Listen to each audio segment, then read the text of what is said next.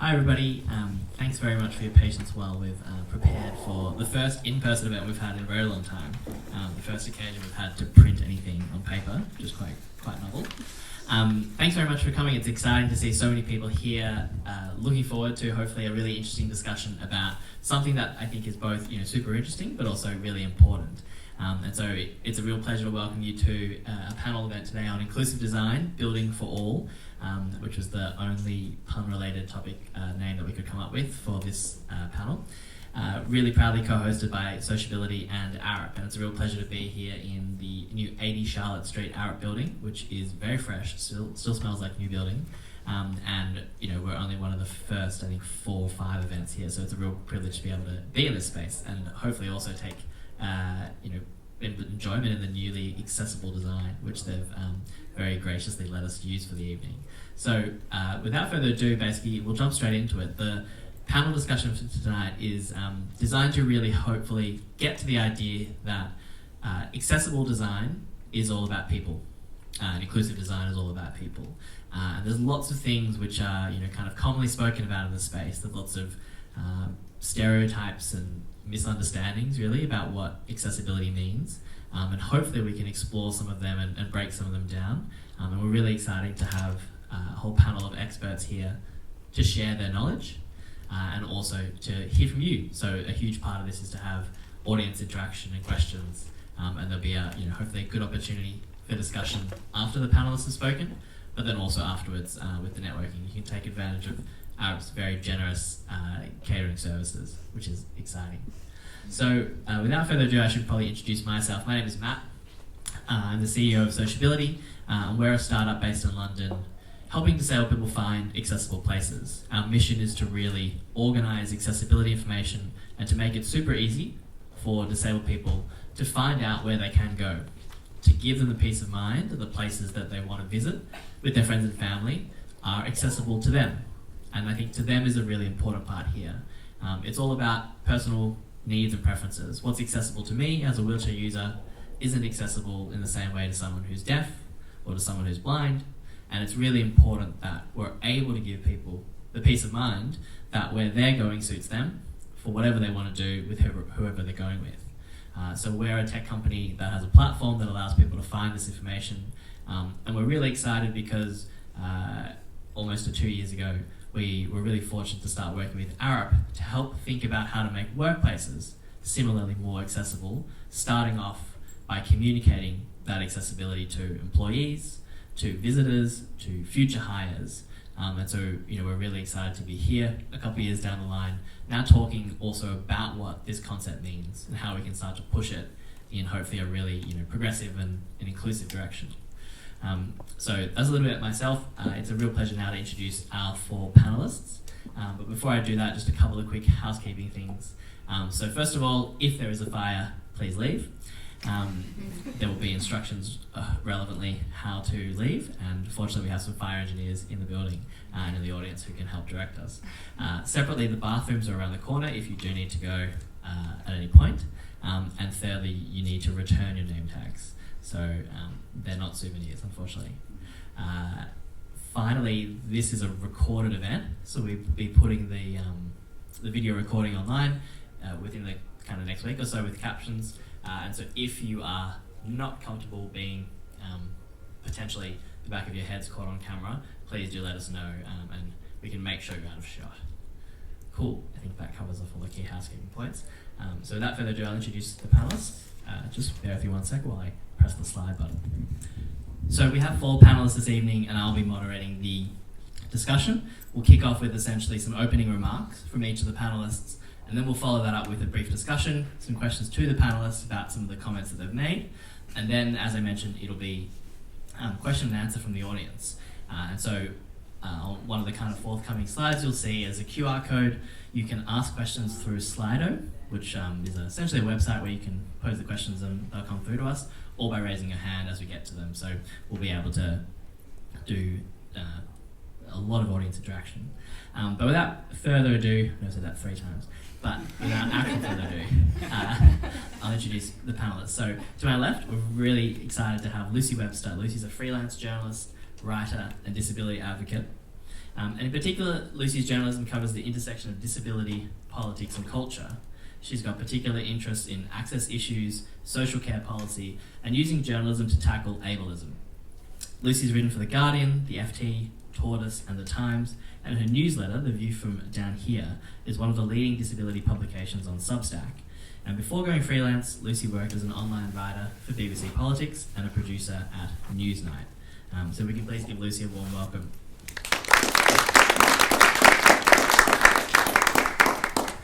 To Lucy's left, we have May Yi Manaram.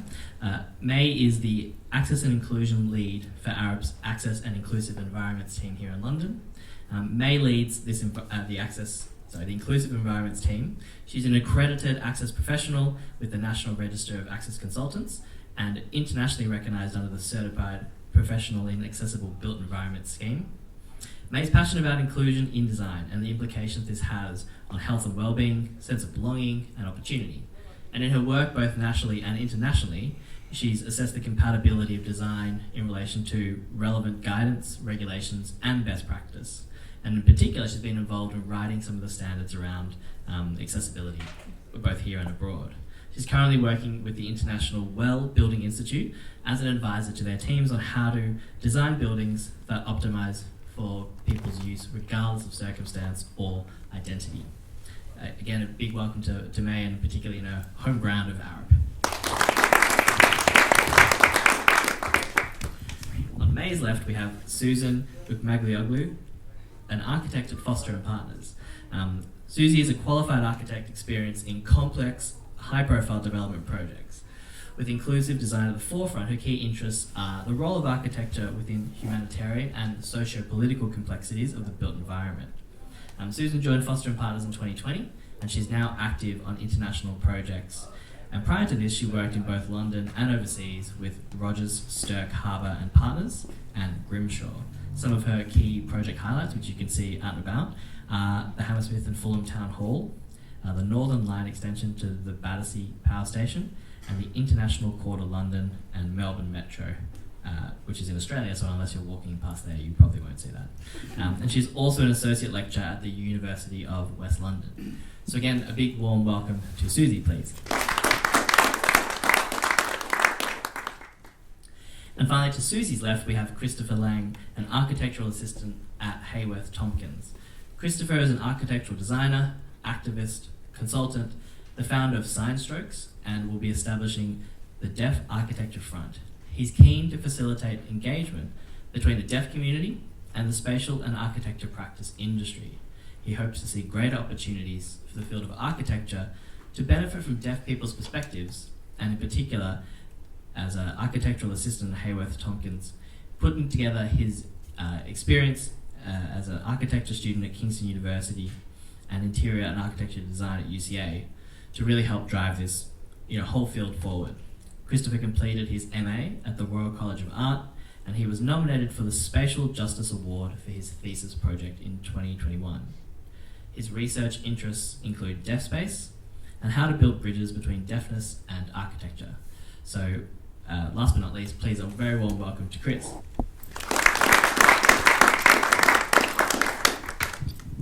Fantastic. We'll kick off now with just some short opening remarks from each of the panellists for a few minutes or so. And then, as I mentioned, we'll move into some discussion between the panellists on some of the questions, diving a little bit deeper into each of those remarks. And then, at any point throughout, you can feel free to start to add some questions onto the Slido, and then we'll start to have an actual Q&A just towards the end. So fantastic. I'll pass over to Lucy now to begin with her opening remarks. Hello. I'm Lucy, and my teaching on a freelance journalist. I'm not an architect or an engineer or a designer, so you might be wondering what I'm doing here. I was wondering the same when Matt asked me to speak. But then I realised I have 27 years experience of how the built environment can disable or enable. So I guess what I'm here to talk about. So rather than talk about what the practicality of what can be done, which I'm sure that other panels can do much better than me, I thought I'd talk about why inclusive design is important and what it can achieve when it's done right. So let's start with an idea. The social model of disability. It's a very important idea at the heart of inclusive design. The social model says that people are disabled by their environment, not their impairment. That sounds really simple, but actually, what does it mean? Take me as an example. I'm a wheelchair user. That's fairly obvious. But it's only when I come up against a flight of stairs or a too narrow door that I become disabled and am unable to do what I want to do. So, if you took away the stairs, I would still be a wheelchair user, but I would be able to do so much more. And that applies across all disabilities. And the social model also includes how we're disabled by attitudes, but that's another story. So if we have the social model in our heads, it becomes really easy to see why the built environment is really important. Let's consider all the things that inaccessibility stops me or someone like me from doing. Using public transport, spending money in independent shops that I like to support, meeting friends for an impromptu drink. Everything has to be planned way above being on.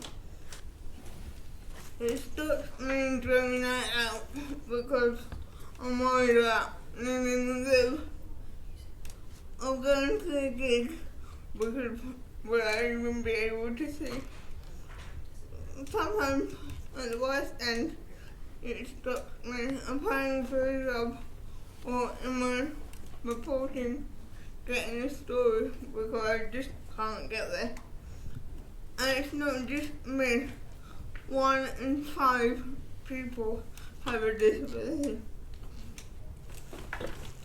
The thing is as well, that all these individual problems seem quite small in isolation, but they combine into the big issues facing disabled people today. Accessible transport and workplaces contribute to the disability employment gap. I mean, every day a struggle for disabled people who aren't working.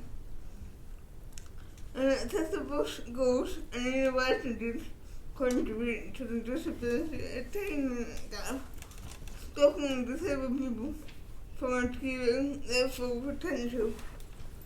And accessible shops prevent disabled people from making choices about their own money or even just what to have for dinner.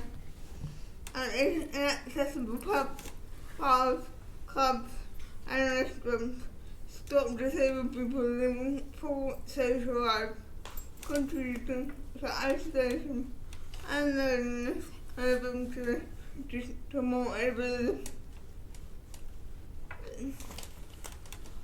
The social model shows us that ramps are not enough.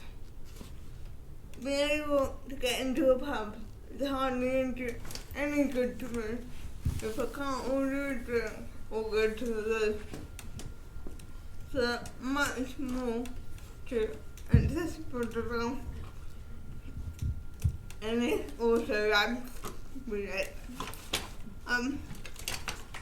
If we think about how disabled people actually exist in spaces rather than ticking boxes on an accessibility guide, we actually see that other things are equally important, and that is what the social model allows us to do.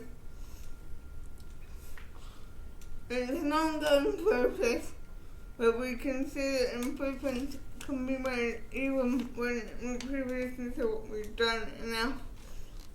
The theme of this event is inclusive design beyond compliance, and the circle model helps us see what this really means.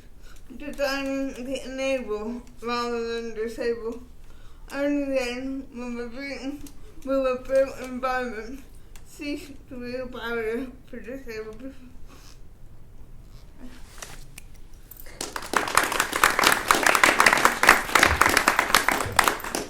Fantastic, thanks Lucy. A really, I think, important way to start off the discussion today. I think that line of the social model of disability, and thinking about how the built environment needs to enable rather than disable, are all really important themes for what we'll be continuing to discuss. So thanks very much. Brilliant. I'll pass over to you, May, for your comments. Can everyone hear me okay? Wonderful. So I think just following on from what Lucy's already talked about, really, what I wanted to do in my opening statement was just to dispel some of those myths about inclusive design. So the first one, that inclusive design is about designing for a minority group. It really isn't. Good design is good for everyone and will enhance the experience that we have within the built environment. And it's not just about designing and meeting code, as Lucy mentioned, but it's about thinking about best practice, it's about thinking about current data, and thinking about that lived experience that we all contribute and that we all experience within the built environment. It's about using that to then root design in that human experience, in that, with people at the heart of that design process. Lucy mentioned already, it's not just about ramps and lifts and step-free access. It's about how we can use and create spaces that provide equity in how we actually use and experience that space as well. It's about using space to equal and level the playing field when it comes to experience, opportunity, participation, and about bringing people together as part of that. The other myth as well, it's not just about designing for people now, but it's also thinking about what the emerging trends are and the changes in demographics as well. Building in that flexibility and adaptability within our spaces so that we can address not only the requirements that people have in terms of current population, but also thinking about future generations as well and how those needs might be different or might need to change. So as a few examples there, future-proofing spaces so that we can accommodate the global ageing population that we're all being told about all the time. We're living longer, we're working longer, and so how can our spaces accommodate that? Thinking about cultural and religious requirements when looking at migration, and thinking about different work patterns and how we should be designing spaces to accommodate that as well as a result of COVID and hybrid working practices that are being adopted more readily. And just to finish as well, just wanted to highlight the importance of intersectionality within inclusive design in the permanent, the temporary, and the situational states. So for example, my requirements will vary on a day-to-day basis.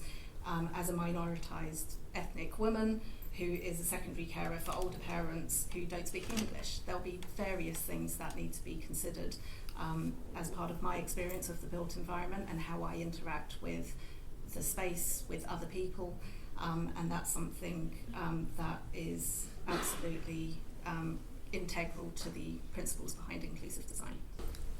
Thank you. And I think a really, really important point about this idea that inclusive design is really for everybody, and even people who don't use the label of disabled or sort of don't think that they have access needs all the time. It's about sort of really raising that baseline that everybody can do what they need to do in whatever form that they happen to be in at a particular time.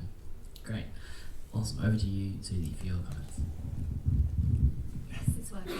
Thank you, Matt. Hi, everyone. As Matt's already said, I'm Suzanne. I'm an architect. I've been in the industry for coming up to 9 years now, 6 years post part 3.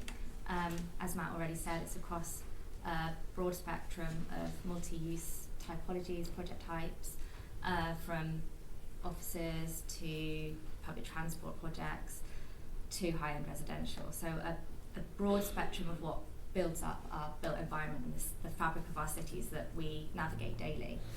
The reason that I'm here on the panel is more of a personal one to me, and why I'm interested in inclusive design, as I think it is for everyone. But I grew up as part of a disabled household. My father had chronic progressive multiple sclerosis. He was diagnosed with that at the age of 36, so that's not far from what I am now. And this meant that my lived experience has been mainly through my father, but through his different stages of impaired mobility. So from using a walking stick, to using a Zimmer frame, to a manual wheelchair, and eventually a much larger electric wheelchair. And along with that, he also had some impaired vision and difficulty understanding or processing in more busier, louder spaces. So I think it's really exciting that we're all here today, and why right now is because I'm seeing two different streams of design going on to me, and we have brilliant examples of inclusive buildings which tend to, from my experience, come from clients which are invested in creating buildings which are ruthlessly inclusive, and when that happens and we engage with the disabled community from the outset, from the concept of the design, you can end up with something that's really fantastic. It functions not only for the disabled community, but also it's better designed for the wider community in general. And there's small decisions that you might make at the beginning of the design process without even realizing how much that benefits the wider community by the end. And then there's a second stream where we have this, what I perceive as a bit of an archaic outlook, where accessibility is ugly or it's not aesthetically pleasing, and that comes from this notion of bolt on, and it's something that you do after the design process. And so I think that today we need to sort of address some of the implications of the decisions that we make. I don't think everyone is necessarily aware of the social impact of the decisions we make on a daily basis. And why right now? Well, I think also it's important to note that the last few years we've gone through unprecedented change. I think we all know that. The beginning of 2020, we all found ourselves in a city that just generally didn't function for the majority of the population.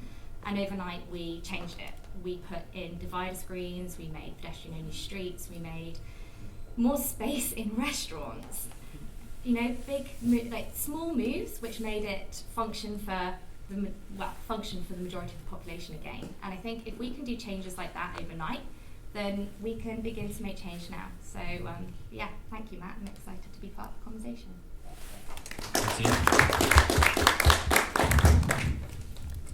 Brilliant. And I think in particular, one thing that I want to come back to is this idea that accessibility accommodations are often more expensive and more time consuming and more effort. And I think, it's part of this narrative that accessibility is something you add on at the end for extra people who might need it. And the more we can start to reconceptualize that, I think it's really exciting what we can then start to design. But before we do that, we'll pass over to Chris for his comments, and look forward to then diving into some questions. Hi everyone. So I just wanted to explain a bit about my community. I've been brought up, I'm deaf obviously. My first language is BSL, British Sign Language. So growing up, obviously I've been immersed in a deaf community, and you notice all the barriers that are there in terms of an architectural space, and sometimes you do it without realising. We have to adapt to architectural spaces ourselves.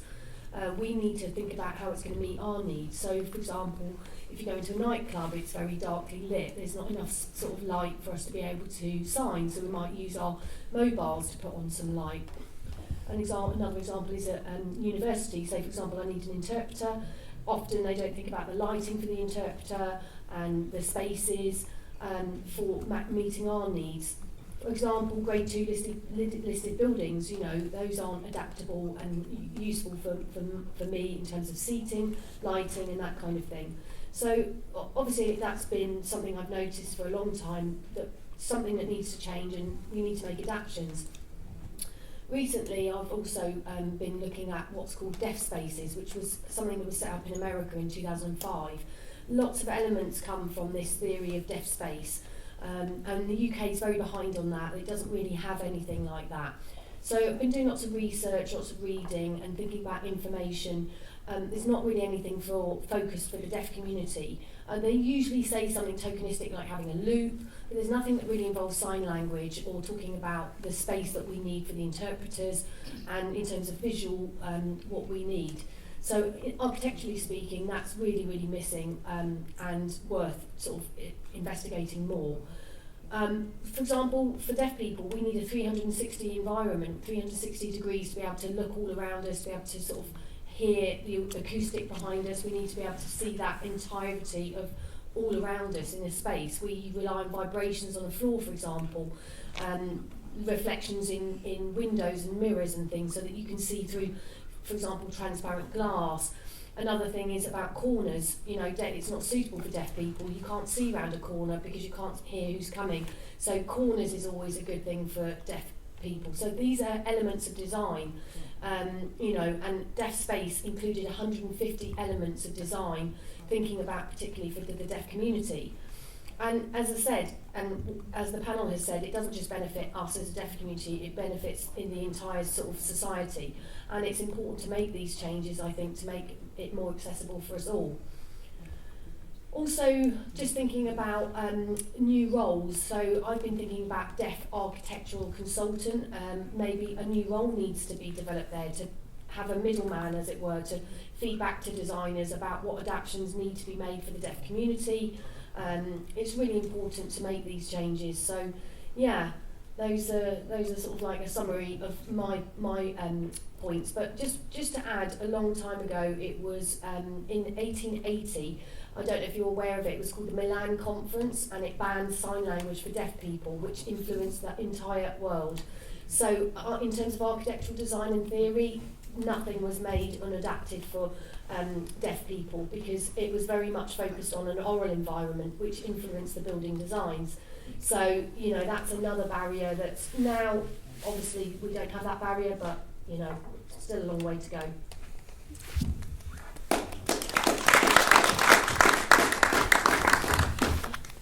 Brilliant, thank you, Chris. And I think in particular, deaf space is just a very good example of how, for a huge proportion of the population, the regulations simply are not meeting some of those needs, and really thinking about how users feel and move around a space is obviously critically important to improving them. Brilliant. Well, I hope you can all agree that that was some really interesting and insightful opening remarks and plenty of stuff to dive into. So 2 quick things now. What we'll do is I'll just put on the slide a QR code that basically you can now use to start to add questions to the list. So,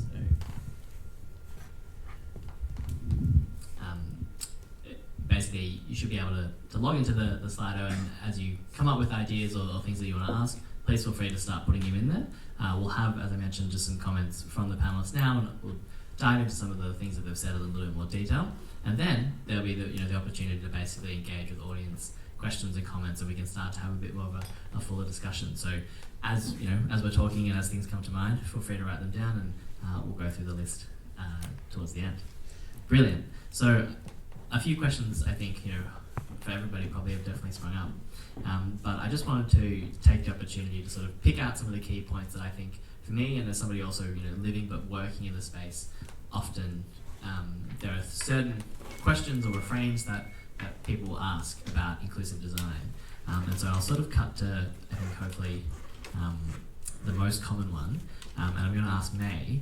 May, a lot of the time, particularly when we talk, on behalf of Sociability to people and to organisations about the importance of accessibility information and just giving disabled people the knowledge to be able to plan ahead or to have that peace of mind. The kind of almost immediate responses, but aren't there laws about this? Isn't it illegal to be inaccessible? Doesn't that solve the problem? So I don't know the answer to that. I'm going to ask you, aren't there laws about this? Isn't it illegal to be inaccessible? And doesn't that solve the problem? Bear with me 2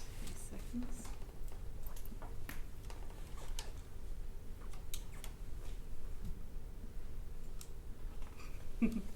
Sorry, bear with me. Was it on? Lovely, perfect.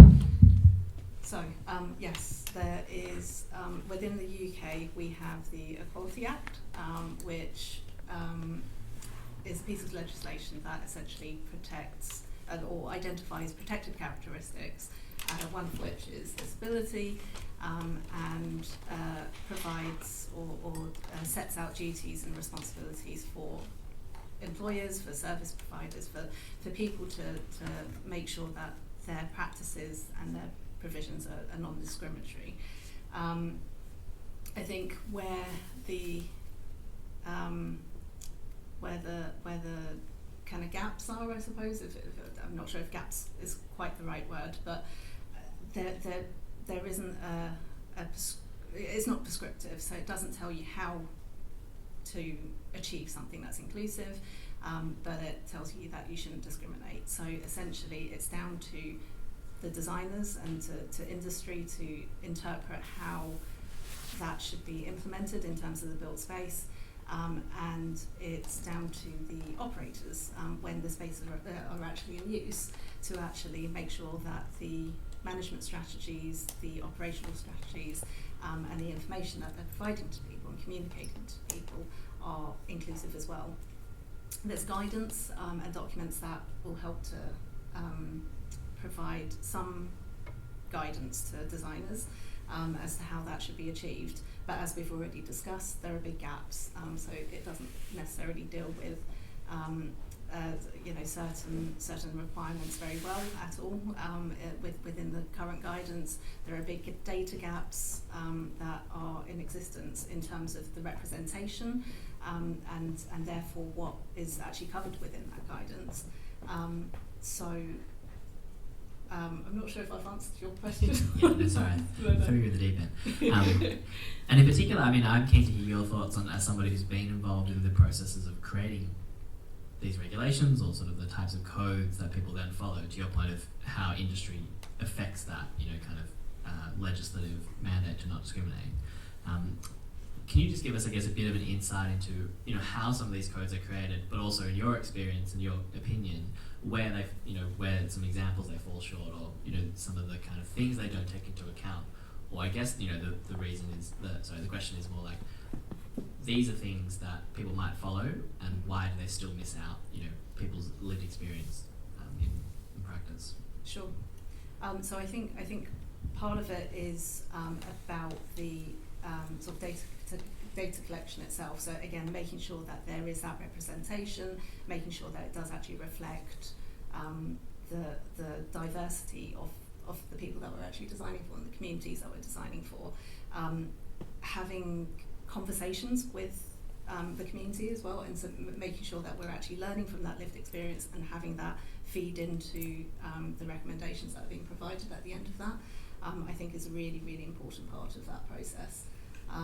And I think one of the things, I suppose, that's inevitable when it comes to guidance is that it will need to provide something that it will need to settle on a position essentially as to how much of the population it actually covers in terms of percentiles. Therefore, again, I think regardless of guidance and codes and standards, it's really important as part of that design process to still continue to have those conversations and to get that consultation and stakeholder engagement as part of that process, just so that we can capture not just what the best practice might say, but also the outliers to that as well.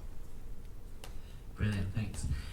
Following on from that, I think, Chris, in your comments you mentioned that one thing you've been thinking about and following your experience of the deaf space that you visited in the US is how to get some of those conversations to include considerations for deaf people in particular, whether that might be through consultants or through other types of engagement. So I was wondering if you might be able to share your thoughts on how you think we can we can start to fill this data gap and actually have these codes and regulations better reflect what people need, particularly the deaf population, in reality.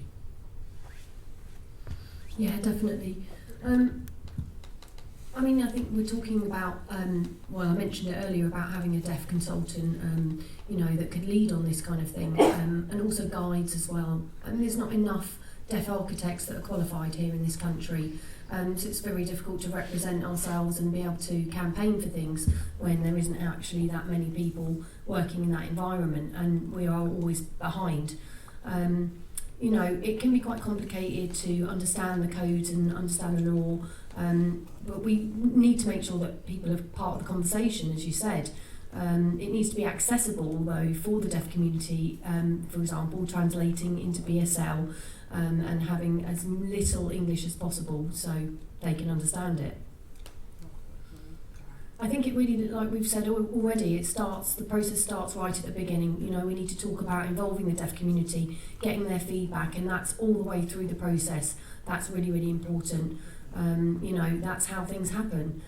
I mean, let's say, for example, public consultations. Where is it accessible? Where are the interpreters? Where can deaf people go and access a public consultation on something? If everything's written in very heavy English, how do we access that? Maybe deaf translators can help with that in the sense that they could sign what's being written. But again, it all has to start from the beginning, and architectural design and ideas need to start at the very beginning, involving people. Yeah, I think that's a really important point also about the accessibility of the environments in which to give this consultation. As a wheelchair user, I'll go to a lot of spaces and there'll be ramps, and toilets and things like that, because for better or worse, the wheelchair, is the symbol of disability. But can you maybe give us some insight into your experience as a deaf person and seeing accessibility accommodations that don't apply to your needs, and maybe some thoughts on why you think the deaf community hasn't been able to be included, and what could be done to start to get those conversations to think about disability more broadly than just wheelchair users?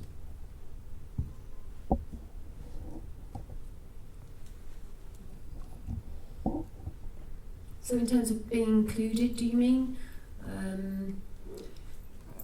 In my personal experience, lots of problems in terms of the architectural design of buildings.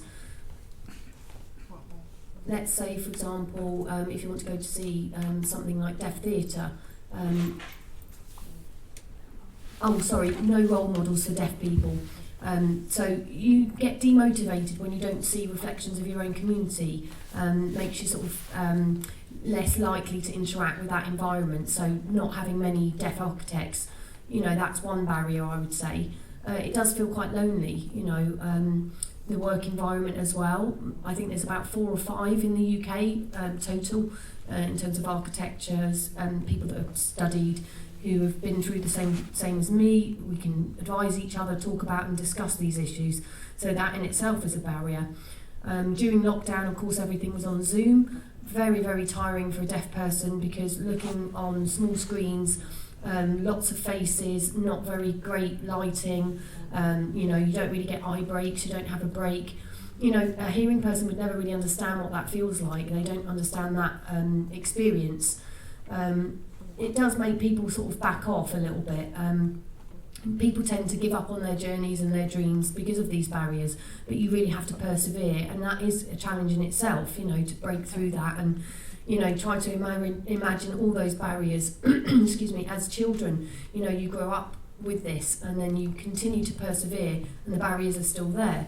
So I think there's scope for more opportunities within architecture, such as workshops, talking to students.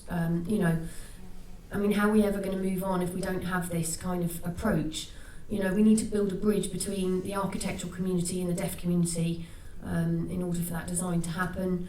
In terms of workplaces as well, an opportunity for deaf people to be involved in work experience, for example, but there's not any funding for it. So where does the funding come from for deaf people to be involved in a workplace, for example? If there's no interpreters, then the deaf person can't do the work experience, and so on and so forth. So I can name plenty of barriers. Does that answer your question? Yeah, I mean, I think it's a good insight into the fact that, like, for example, for deaf people, some of the accommodations that need to be made are things that have to start at a generational level. Like, if you don't teach anybody sign language at school, you can't all of a sudden overnight, populate a bunch of interpreters, whereas you can build a ramp. And so I think really good points about role models and trying to build things that are long-term pathways to help get more people into the space. So we can go back to the list of barriers later on, but I might pause there for the time being, and I'll pass over to Susie. Susie, I think one of the really important points that you made, as I said before, was just about this idea of when we think about accessibility in the architectural process, I guess. So I'm keen to hear, from your experience as an architect, what the sort of training is like in this space. How is accessibility taught to architects? Like, what's the kind of dominant perception of it? And I guess what are some of the things that you think might need to change in order for us to start to have this built-in rather than bolt-on approach? Yes, it worked. So if we start with education, architectural education in universities as a starting point, for me, accessibility wasn't really discussed apart from building regulations. So it's part of the conversation when you're talking about your fire escape routes. That's the pocket that it comes into. And then I think, well, I know from teaching at the moment that this is becoming a bit more of a conversation. I went into University of West of England recently and gave a lecture on inclusive design. So they're thinking about it a bit earlier in the year, but it's still predominantly an access conversation as opposed to an inclusion conversation, which I think loops into your question about the Equality Act. That was something I was just thinking about earlier, in the sense that it's very easy to check boxes in our building regs. Yes, the building's accessible, but it loops back to the fact that separate is not equal. And so although you are providing a building that's meeting building regulations, this is when I suspect, as the Equality Act develops and changes, we'll be having to retrofit our buildings so that we're not basically segregating people, because we no longer see segregation in the built environment based on ethnicity or race. So why are we seeing it based on disability? And just to explain that further, that's the typical thing that you're seeing in the entrance to most buildings, where you're seeing a revolving door and a side entrance next to it. And so in education, I think we're still lacking this thought process of inclusive, the awareness that the decisions that you make have longer implications. And what I would like to see is a bit more of a shift towards how we think about sustainability. So sustainability is now exciting. We think innovatively. We have reward points, we have LEED, BREEAM, lots of different separate bodies that are different to building regulations, or sometimes they're even combined with building regulations, but they give reward when you do something well. And so it generates this sort of excitement around what it means to be sustainable, which filtrates into the education. So again, back to architecture school, people are designing buildings that they see as sustainable. How can they create a building that lives and breathes and has plants on the walls, or it makes cider in the, I don't know, in the bottom of the factory, in the basement or something. So I think that we need to be starting to make this exciting and make people aware that an inclusive environment is good design. It's for everyone. And I think if we acknowledge that, say, for example, on our phone, we all use daily Siri, and this is something that we all benefit from, right? But my dad used to use a piece of software on his computer called JAWS. It was really basic at the time, and it really didn't function very well. But it's from the input that he was giving to the software at the time when he was asking it to type up pieces of, I don't know, emails for him. It's that data that's now created elements like Siri for us all to use. So if we can put this into our architectural education, we could design buildings that have, like, think Blade Runner, we could have buildings that have facades that open on the 10th floor and cars that fly up to them, or a little gadget that you hold and you're walking down the street and it beeps at you, telling you to turn left if you're visually impaired, or it buzzes if you can't see, or the other way around, or it simply starts translating someone that's talking to you in Spanish into English. Like, it's something for everyone. So if we can get excited in the architectural education, I think that's the way forward. At the moment, it's still very much in the building regulations sector. We need to move out of it. Thanks, Susan. Yeah. Lots to go on there. Sorry. No, but I think in the interest of time, I'm just going to pick one out. I'm going to ask Lucy to comment on it, because I think it's actually really important to the whole access and inclusion space. Generally, I think you really touched upon it. But it's how it's perceived. It's if it's cool and trendy, then people want to get involved, and if it's sort of like an extra thing you have to do to not get sued, it's less fun. So Lucy, you're a journalist. You're in the business of telling stories, and in particular about disabled people, which is great. So I was wondering if you can give us some insights, from your experience about, I guess, where the stories are falling short, where we need to do better in terms of how we talk and think about disability and inclusion more broadly, and some of the things that we might need to do to help drive these changes we're talking about. I mean, we could be here, I think especially in this way, we still do not expect to see disabled people at the pub or in a club or out enjoying life. I know this because people tell me, they go, "Oh, so nice to see you out." So they clearly is an expectation that we don't go out. And if you're not expected to be in these spaces, they're never going to be built for you. And it's a very simple equation. So in terms of the stories we tell, something that I'm really trying to do in my work is tell stories of disabled people doing everything. From the pub to winning prizes in work. Disabled people work, but offices are not accessible now. Now we're coming to the problem of, well, you can just work from home because we have Zoom now. So we don't need to, put lamping on me so you can go to Zoom or have an interpreter or whatever it is. So stories are really important, and the stories we tell about disabled people need to change. Great. Thanks, Lucy. And I think for anybody who's interested in joining, we'll be going to the pub after this, so you can come and help tell the next generation of stories.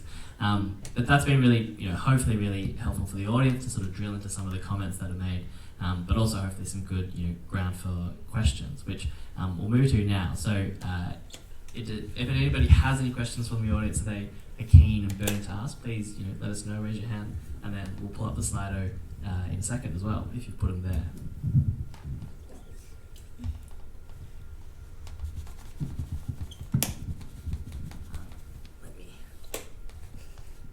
Any, Ben.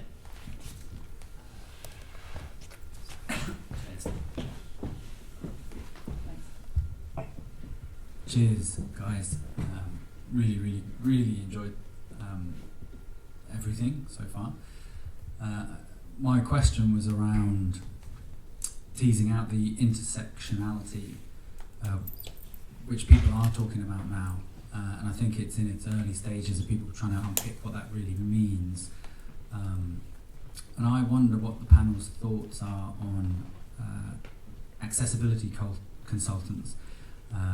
Oftentimes come with a particular requirement or a particular impairment or disability or whatever it might be, and potentially might see their consultancy through that particular lens. And I mean, in its really brutalist form, I've heard people saying there was an access consultant who was blind, and after the meeting, someone said, "Oh, he only cares about blindness in the design. That's the lens he's viewing his consultancy through, and he's forgotten about everything else." Which, amongst other things, is just a really terrible thing to say. But I wonder how we, as an extremely diverse population, deal with that, deal with seeing intersectionality and what place different people can play within that. So someone who doesn't have a particular impairment or condition, how can they assist, help, work in that space? Brilliant, thanks, Ben. Over to anybody, I guess, if anybody wants to sort of jump in on that question. I'm happy to pick up if I can get the mic to work.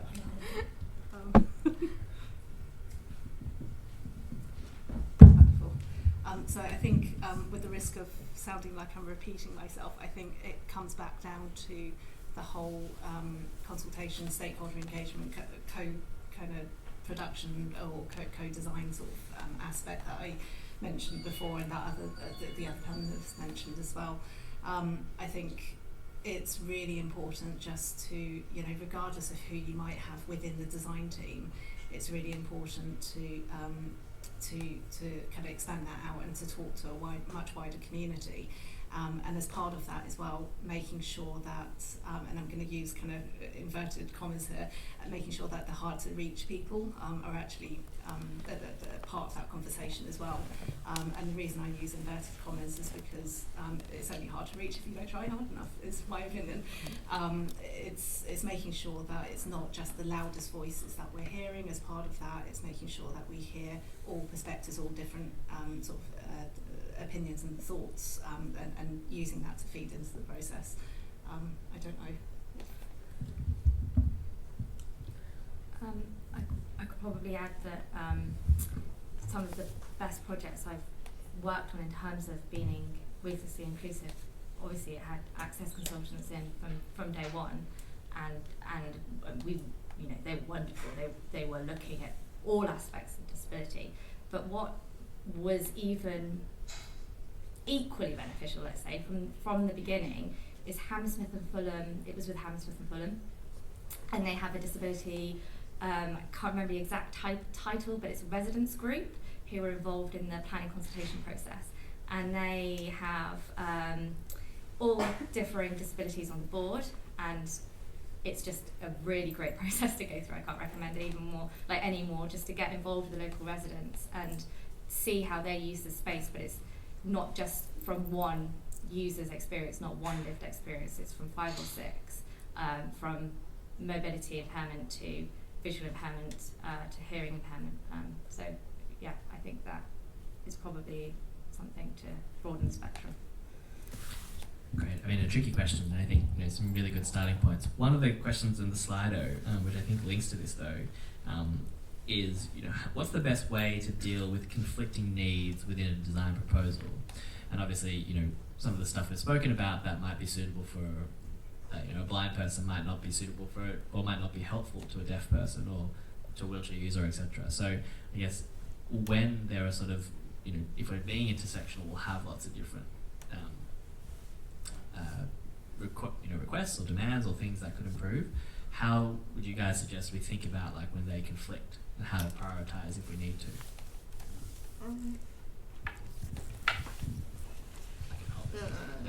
I'm not entirely convinced that needs are conflicting in the sense that people use that to not do anything. I think if you design well, you can accommodate all needs. And we shouldn't be kind of saying different kinds of disability off. And I find it weird. So, yeah. I think Chris wanted to add. Yeah. I was just thinking about accessibility consultants, actually, what you mentioned. I think it's really important, obviously, to partner with lots of different organisations such as Deaf, Blind, as you've said, because we can't just represent one. In terms of the process, we need to outreach to the community. So I agree with what you've said, really. Also, it's interesting what you said about the conflict. If something's not suitable, say for example for a blind person, it works well, but not for a deaf person. There are some similarities actually in terms of design. So in terms of bright lights, vibrations on the floor, helping understand the space through their senses, that could actually work well for both. So maybe some people don't actually realise that actually that is something that could be an inclusive design for all and not actually a conflict. Could I add to that as well? Sorry. So I think just kind of repeating something that I've mentioned before about the flexibility and adaptability of that space as well. So again, I think it's giving people a choice as to how they might want to use that space and having different options for people, because even on a hourly basis, people's needs might change. So if I'm working in a particular space and it's got very bright lights and suddenly I have a really bad migraine, I'm going to want to move. So it's having that opportunity for people to adapt and to move around and to have those choices in the way that they actually use that space. Brilliant. I'm going to combine two questions from the slide because I think they're sort of related. So, where there is existing non-inclusive design, how can we encourage business owners to make design changes? And the kind of related question was, what's the best way to make a business case for businesses to embrace inclusive design? So kind of to your point, Susie, how can we start to make this cool and trendy, but particularly in the context of, businesses care about the bottom line, how do we make inclusive design compelling on that front? Anybody can jump in, but if... Yeah. Okay. I think we need to really get over this idea of disability and needs. If 1 in 5 people have a disability, it pays you to be inclusive. We need to stop thinking of it as expensive or just for a handful of people who may or may not walk through the door. They will walk through the door. If you allow them to walk through the door, they're out there, they're there. Stop making it extra. Thanks, Lucy. Any other thoughts from the panelists about this new, the kind of economic case as well?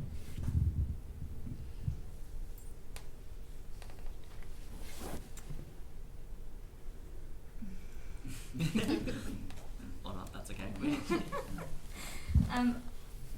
I'm not sure exactly about economic, economic case to be precise, but I did just want to add to something Chris said earlier about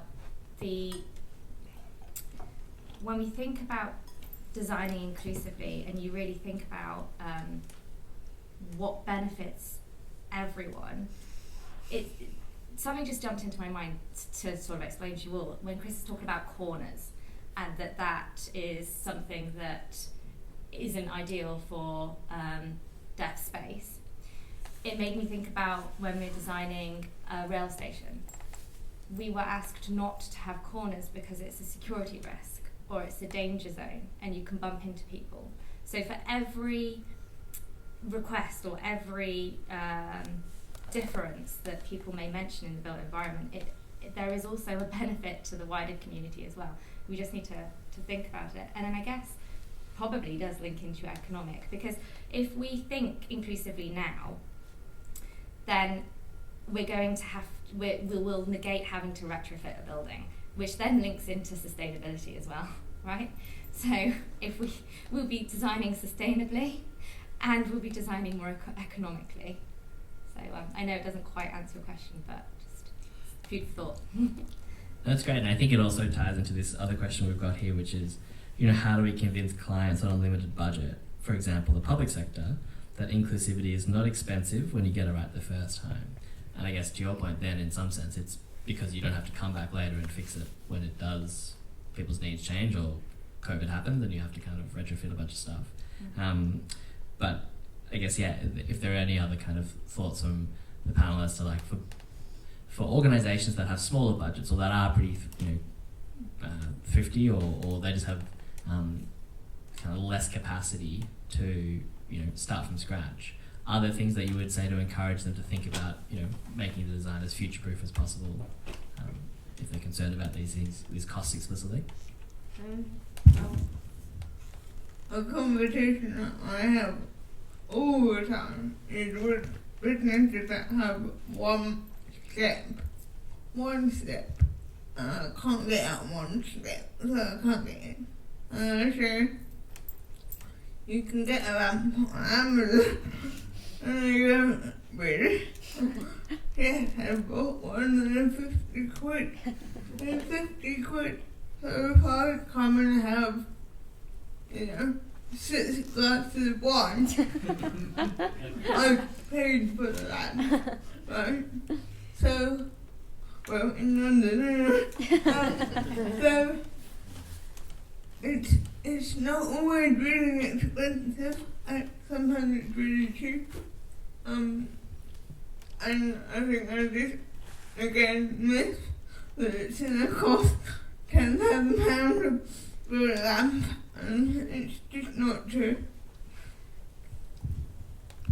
And you're not just opening it up for this one user. If we say 1 in 5 people have a disability, I believe that's the correct facts, then you're also opening it up to all of their households. Like, we as a family aren't going to go somewhere that my dad can't go to, and my dad's friends aren't going to go there, so you're opening it up to a huge, much larger number of the population. If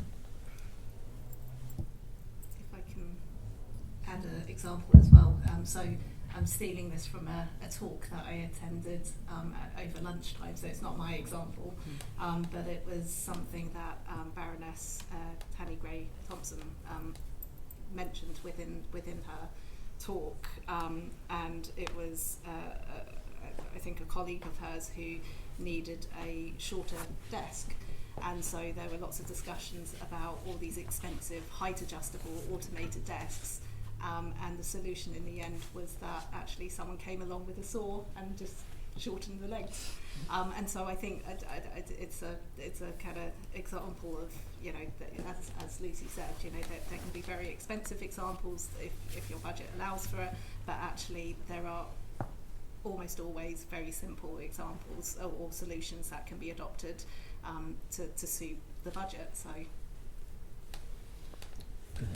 Chris, Yeah, I just want to add to that. So when you're talking about budgets, obviously, we're looking at new buildings and making things adaptable. But when you think about grade 1 listed buildings and grade 2 listed buildings, how do we adapt those for our needs? Obviously, deaf people aren't going to go to that building very much if there isn't the accessible needs. So, really, if you want more people to come, then you need to have a budget for these, accessible, whatever it is, they need to invest in that. Yeah, and I think it's a great point about this. We do these things for grade 1 listed buildings. I spent a lot of time, before working on sociability, I was studying in Oxford, and in Oxford, you get told all the time, we can't do anything because these buildings are old. And I just remember having this epiphany one day that the building I was sitting in, which was 500 years old, had a PowerPoint every metre along the floor of this building. And they'd come in and they'd drilled a hole, they'd cut a hole through the floor, and they'd put in power. And when that building was built, it didn't have electricity, but they had decided that was sufficiently important to cut a hole a metre along this 50 metre long library to drill in electricity. And they decided that was sufficiently important to make the change. And the reality is it's an active choice to not make the change when you are prioritising heritage or cultural over something, or you're prioritising the cost. And I think that's really important, is that this idea of good examples help to break down these kind of misconceptions. Sometimes the example is, on Amazon, when we should start to pay more attention. I'm wary of time, so I'm going to just wrap up with two final quick questions. One is for you, Chris. It's what is, for those interested out there, the best example of inclusive design for deaf space? For deaf people. Oh, good question. That's quite difficult to answer. Best design I've seen really is more like the design makes you feel like you're in a round, like a 360, that you feel that you can see everything around you. It's really important when you're walking, because as I said, I can't hear what's behind me, so you're kind of blind in that sense, so you don't want to keep looking over your shoulder. Also, just making sure that things are in a circle. Very simple, but deaf people can sit around and discuss things in a circle. Also, thinking about materials of floors.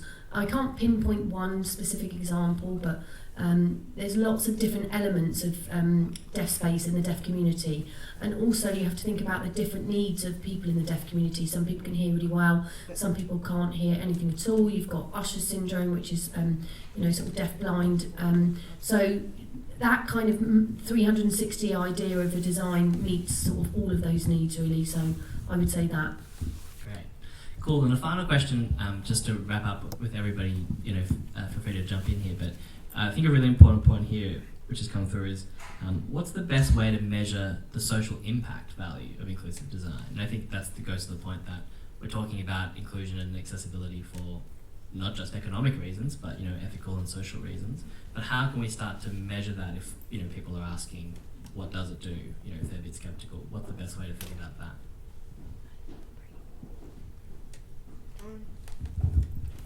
I would flip it and say what's the cost of not doing it. Like, every time you're in a restaurant, does it bother you to understand that disabled people because it should? Like, if it's 1 in 5 and there's none there, there's a problem, right? So it's making the expectation that there just will be, rather than why should we? Like, to be decent human beings, we shouldn't really have to argue for this anymore. Great. Well, yeah, if there's any final comments, feel free to jump in. Otherwise, I think that's a pretty compelling and powerful way to end the evening. So on that note then, we might call it to a close there. First of all, just a very big, another round of applause for the panel.